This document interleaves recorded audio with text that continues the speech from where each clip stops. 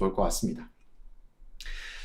오늘 제가 여러분들에게 질문을 하나 던질 텐데, 여러분들은 이 사제를 어떻게 생각하시나요? 이 사제는 어떤 사람이 되어야 된다, 어떤 사람이 될 수 있을까? 한번 생각을 해보셨나요?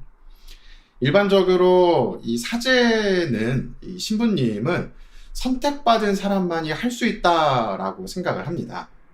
그 이유가 무엇이냐면, 일반적인 사람과는 다른 삶을 살기 때문에, 나는 아니야, 나랑은 다른 존재, 다른 삶을 사는 사람, 그렇기 때문에 이 사제직을 살아가는 사람들은 특별한 사람, 선택된 사람만이 할 수 있어 라는 생각을 가지고 있습니다. 하지만 이 사제들은 스스로 어떤 생각을 할까요? 나 자신이 특별한 존재라고 생각을 할까요? 다른 사람들과 다르게 선택받은 사람이라고 생각하면서 살아갈까요?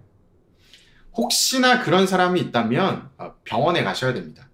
이 개인의 이 나르시즘에 빠져 계시는 사람일 수 있고요. 또 나아가서 이 메시아니즘에 빠져 있는 사람일 수 있습니다. 이런 사람들이 내가 곧 예수요, 내가 곧 하느님이다 하면서 새로운 이 사이비의 교주가 될 가능성이 있는 사람들입니다.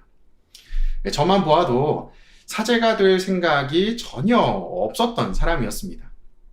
남들보다 좀 가정 형편이 이렇게 좋지 않았고, 또 제가 뭐 특별히 머리가 좋았던 것도 아니고 오히려 부족했고, 또 훌륭한 학교로 진학하지도 못했습니다. 이 교우분들을 보거나 그분의 자제들을 보면 저보다 훌륭하고 대단한 사람이 얼마나 많은지 깨닫게 됩니다. 그럼에도 제가 사제가 될 수 있었던 이유가 있다면 그것은 꿈이 있었기 때문입니다. 여기서 꿈은 내가 나중에 꼭 사제가 되어야지, 나는 사제가 되는 삶을 살 거야 라는 꿈이 아니라 마음 한켠에 자리하고 있는, 머릿속으로 누구나 한 번쯤 그려보았던 것을 의미합니다. 어린 시절 복사를 해보신 분들은 아실 거예요. 신부님 옆에서 복사를 서면서 내가 사제가 된다면 어떨까? 라는 생각을 누구나 한 번쯤 해보기 때문입니다. 저도 마찬가지였어요. 그러한 꿈, 생각을 가지고 있었던 것이죠. 이처럼 저에게도 사제라는 꿈이나 생각이 있었던 겁니다. 되려고 생각하지 않았지만 어느 순간 선택을 해야 되는 상황이 왔을 때 고민하게 되고 선택하게 되었던 것입니다. 저는 이것을 꿈, 그리고 희망이라고 표현하고 싶습니다. 사제에 대한 꿈이 있었고 그것을 통해 희망을 보았기 때문에 가능성이 생기게 되고 또 할 수 있다는 용기를 얻게 된 것이죠.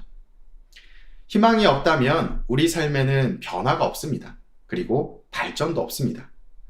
농사를 짓는 이 농사꾼이 씨앗을 뿌린 뒤에 잘 자랄 것이라는 희망이 없다면 파종을 하는 의미가 없겠죠.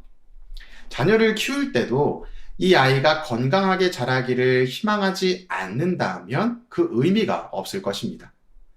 또한 하느님과의 관계에서도 앞으로 좋아질 것이다, 친밀한 관계가 될 것이다 라는 희망을 가지지 않는다면 변화하지 않을 것입니다.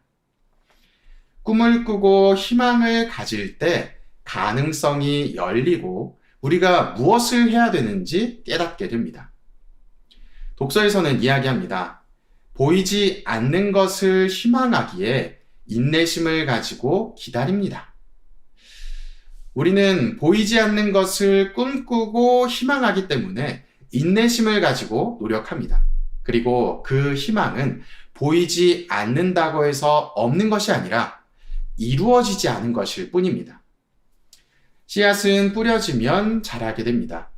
복음의 겨자씨처럼 몇 배에 이르는 나무가 됩니다. 또한 밀가루 속에 뿌려진 누룩처럼 우리 눈에 보이지는 않지만 변화를 일으킵니다. 불법 사전이라고 하는 이 책에서 정철 씨는 청춘을 이렇게 이야기를 합니다. 한 글자로는 꿈, 두 글자로는 희망, 세 글자로는 가능성, 네 글자로는 할 수 있다. 우리 신앙 안에서도 가져야 될 모습이지 않을까 생각이 듭니다. 꿈을 꾸시기 바랍니다.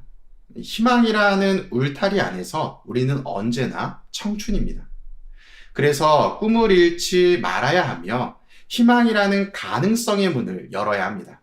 그리고 할 수 있다는 믿음으로 나아가셔야 합니다. 사랑합니다.